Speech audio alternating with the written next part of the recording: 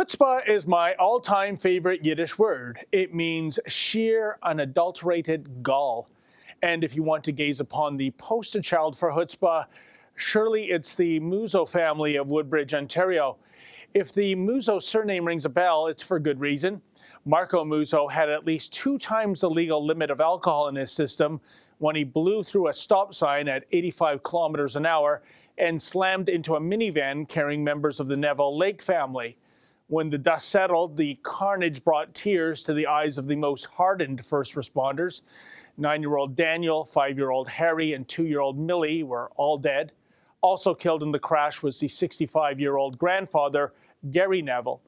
Musso, 29, pleaded guilty to 4 counts of impaired driving causing death and 2 counts of impaired driving causing bodily harm during his criminal trial last February. He was sentenced to 10 years in prison.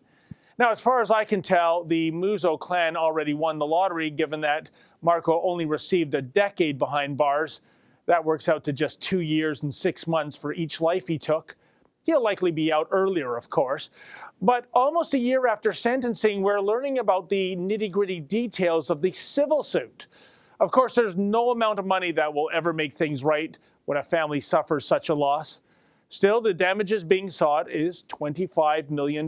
Now, you'd think that, given the grotesque nature of this heinous crime, the Musso family would quickly and quietly settle with the Neville-Lake family, especially considering the Musso family business is worth $1.8 billion, according to Canadian Business Magazine. Yes, $1.8 billion.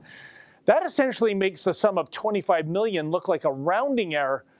But no, the lawyers for the Musso family are on the offensive. They're calling the $25 million in damages, or $6.25 million per life, excessive. Here's what they stated, quote, "The plaintiff's damages, if any, should be reduced by the amount of any collateral benefits they received or are entitled to in light of Musso's criminal conviction and 10-year prison sentence." In other words, folks, apparently the Musso family is already suffering enough thanks to their brilliant boy being incarcerated. The statement of defense further notes the following, quote, "Exactly what damages the Neville-Lake family suffered should be determined by a trial," end quote. Yeah, because the Neville-Lake family, they haven't suffered enough, have they? Let's make them work for their dough via a prolonged trial, eh?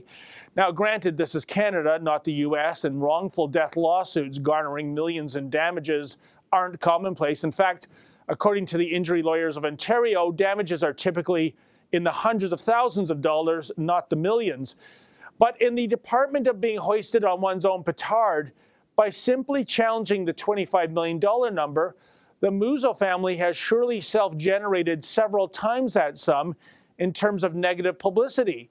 And really, does any reasonable person think $25 million in compensation to a family that lost 4 loved ones is excessive, given the Musso's financial wherewithal? Bottom line, what is the value of a child's life, or for that matter, the value of the lives of 3 children and their loving grandfather? I don't know.